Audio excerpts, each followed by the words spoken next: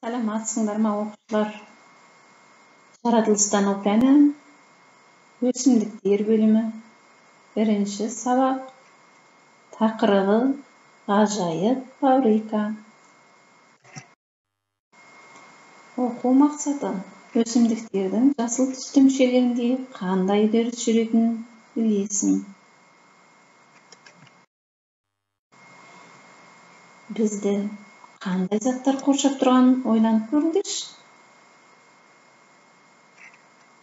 Иә, дұрыс айтасыңдар. Орман, тоғайлар, ағаштар, үйлер, құрылыстар, машиналар, көліктер, ұшақтар, сонымен қатар таулар, өзен, көлдер. Міне біздің айналамызды қоршап тұрған осылардың бәрі табиғат заттары. Өсімдік өз қорегін өзі өндіретін тірі ағза. Оны қалай жасайды? Ол үшін күннің жарығы, көмірқышқыл газ, су қажет. Күн сәулесі жасыл жапыраққа түскенде, онда оттек пен қоректік зат глюкоза түзіледі.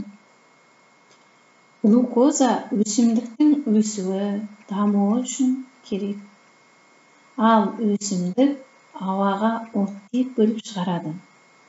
Оттек барлық тірі ағзалардың тыныс алуына қажет екенін біз жақсы білеміз. Жер бетіндегі тіршілікке әсер ететін фотосинтез үдерісі осылай жүреді екен. Міне балалар, өсімдіктің ғажайып фабрика екенін біз бұрын соңды ұғамаппыз.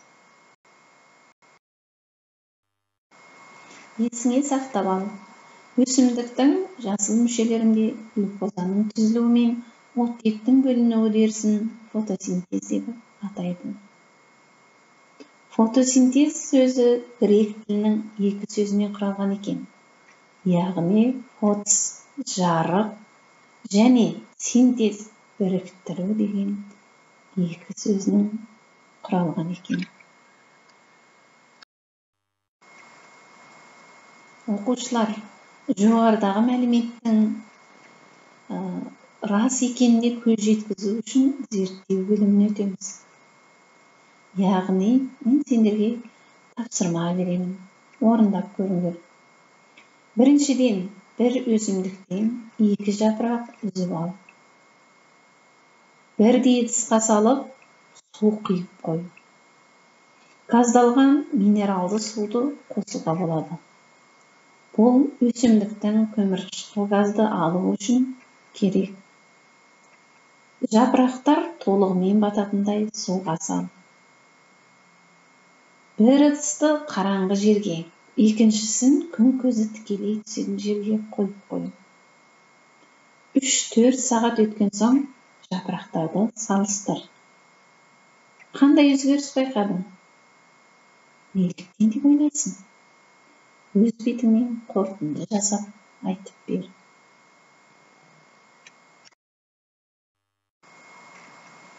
Көрсетілген кесте бойынша тұжырымның дұрыс немесе бұрыс екенін анықтап жаз. Бірінші тұжырым. Жапырақтарға оттегін бөліп шығару үшін жарық керек. Дұрыс па, әлде бұрыс па? Ойланамыз. Фотосинтез өсімдіктің тек сабағында жүреді. Дұрыс па, әлде дұрыс емес пе? Ойланайық. Фотосинтез үдерісінде глюкоза түзіледі. Дұрыс па, дұрыс емес па? Жақсылап ойлан. 4-ші тұжырым. Қоректік заттар энергия береді. Дұрыс па, дұрыс емес па? Ойланамыз тағы да. Дұрыс жауапты белгілейміз. 5-ші тұжырым. Фотосинтез өсімдіктің жасыл бөліктерінде жүреді. Ойланып, жұмыс жасайық. Жарайсыңдар балалар. Олай болса, бүгінгі сабақта сіздер қандай пікірдесіздер? Нені біле алдыңыздар? Не қызықтырды? Сізге пайдасы болды ма? Не жаман болды? Не жақсы болды?